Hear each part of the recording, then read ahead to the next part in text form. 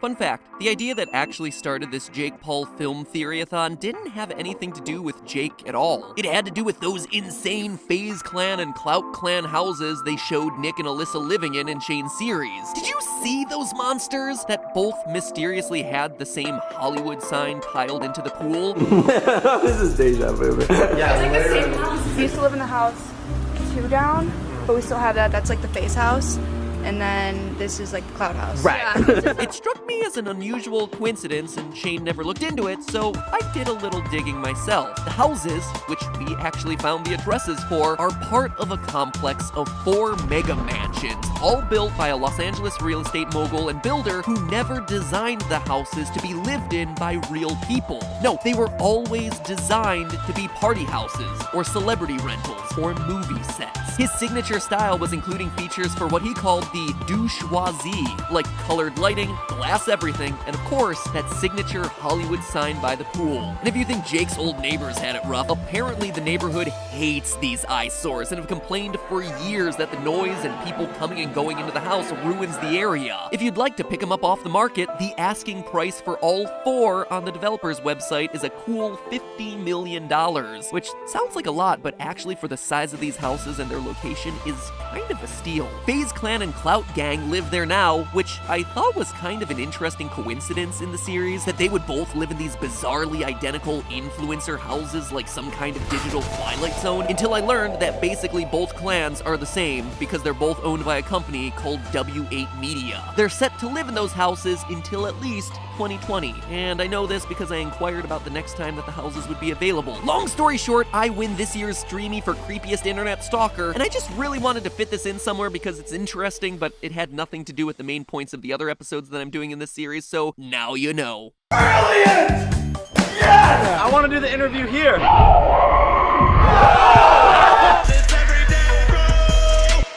Hello, Internet! Welcome to Film Theory, the show that isn't about spilling tea, it's about sipping tea while applying facts. Today I'm continuing to follow in the footsteps of Shane Dawson by exploring all the issues that he didn't in his tell-all series on Jake Paul, or at least all the issues that he allowed Jake to just dismiss. And I don't even think you're doing it on purpose. I don't think you're manipulating on purpose. You see, during Shane Dawson's documentary, we come to some of the final moments of the docu-series when Shane finally sits down with Jake. During the conversation, Shane rightfully brings up a video from the channel Nerd City, who's done a pretty darn thorough job of researching Jake's history when it comes to merch, openly claiming that Jake is exploiting and manipulating children by hawking merch to them in every single video. Out of a 13-minute and 50-second video, nearly 7 minutes of that time is devoted to advertising products. It's an interesting video, and another fun fact here, Shane may have just been inspired by it when he was brainstorming names for the title of his Jake Paul docu-series. Inside the mind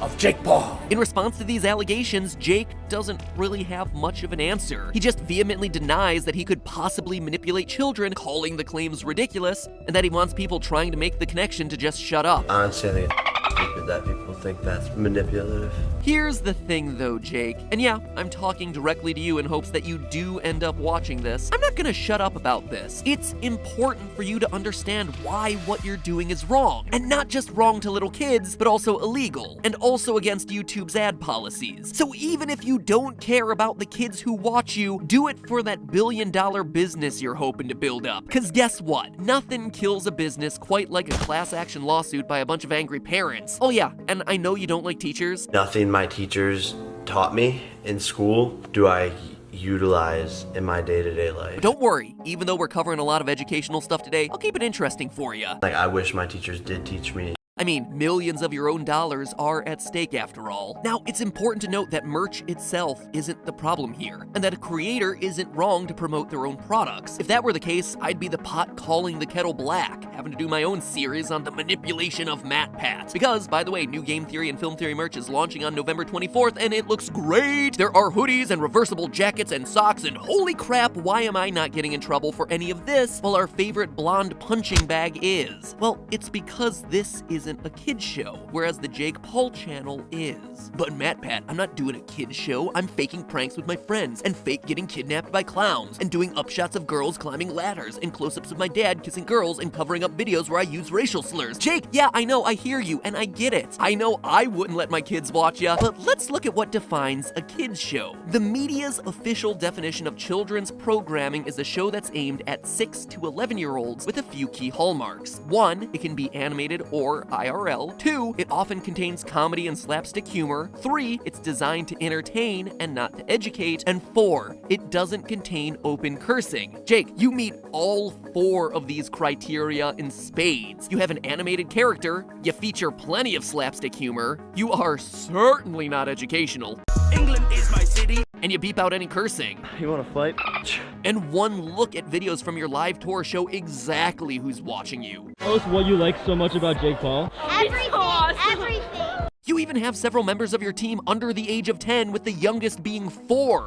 4! A more cynical person would assume that you're using those kids as a means of adding audience surrogates into your crew, kids who younger viewers can project themselves onto, and that you just happen to own 20% of their future business. But media definitions and audience demos don't even matter because you yourself are intentionally trying to target these kids. Yeah, my audience is definitely younger. I would say it's like 8 years old to like 16 years old. So now that we've established that you have a bona fide kids program on your hands, or at least that you want to have one, then what's the big problem? Well, there's nothing wrong with a kids show where people do a bunch of stupid things, but there is a problem with a kids show that breaks a bunch of regulations regarding advertising. You see, psychological studies have shown time and time again that young children are unable to understand when they're being sold to. For instance, in a 2002 study by Oates, Blades, and Gunter, of the 8-year-olds that were tested, fewer than half understood that ads were meant to persuade them to do something. For instance, if I threw Batman on screen right now and did this, "Attention kids, it's me Batman. The Joker is attacking and Gotham City needs your help. Give me your age, name, and mom's credit card number so I can stop him. Do it and you can be a superhero just like me." Well, we all know it's just me doing a bad Batman impression. But to developing kids, they can't understand that that's not Batman, and that could be someone taking on the mantle of Batman, lying to them in an effort to rip them off. And it's not their fault either. You can't write it off as stupid kids. Our brains just develop that way. Up until age 7, children exist in what's known as a pre-operational phase, where a child is only able to focus on themselves. They can't really hop into someone else's brain and understand that that other person might think or feel differently than they do. It's like Twitter, but actual 8-year-old children and not people acting like 8-year-old children. So when in a children's program someone says this, Honestly, this is the best sports bra that I've ever freaking worn about. Don't cover me up. Literally, these are such like high quality, nice elastic. These sports bras are absolutely amazing. Wearing something that like actually means something and like reminds you of being positive, or reminds you of being happy.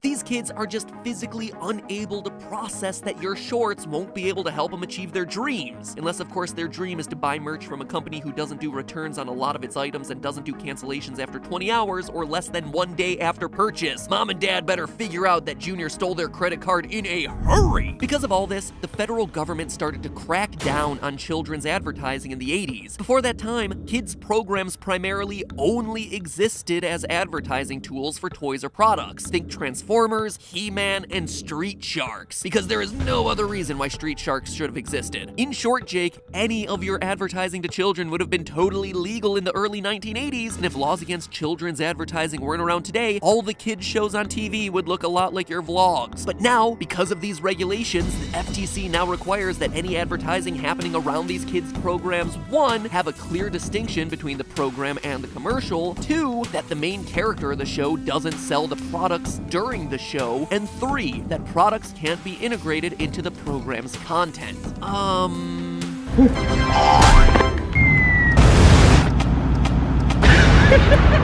It's every day, bro. Man, do not go back to the Jake Paul.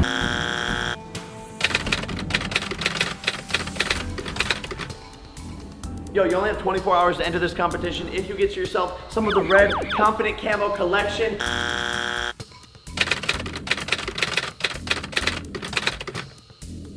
Check out Mini Jake Paul rocking these. Mini Jake Paul. Mini Jake Paul. So cute. Go to fanswear.co/Jake Paul and get yourself a baseball jersey and sunglasses.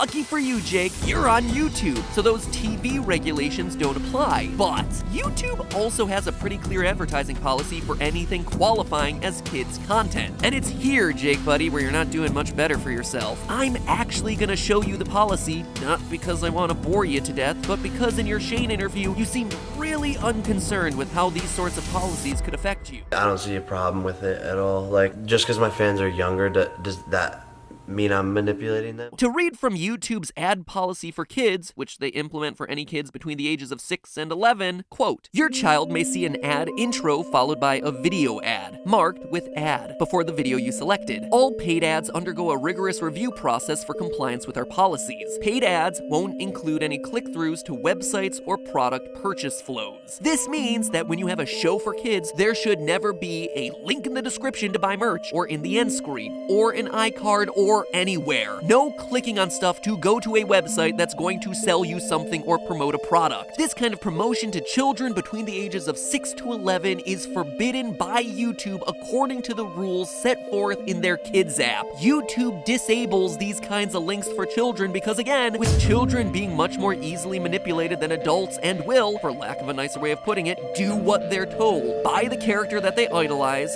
that's you, Jake, all while being told that Jake Paulers are unique, push the boundaries, and are totally edgy by wearing their merch every day, bro. Then there's YouTube's requirement that short animated messages appear before a paid ad to help a child understand that the paid ad will be played. We'll be back after this ad.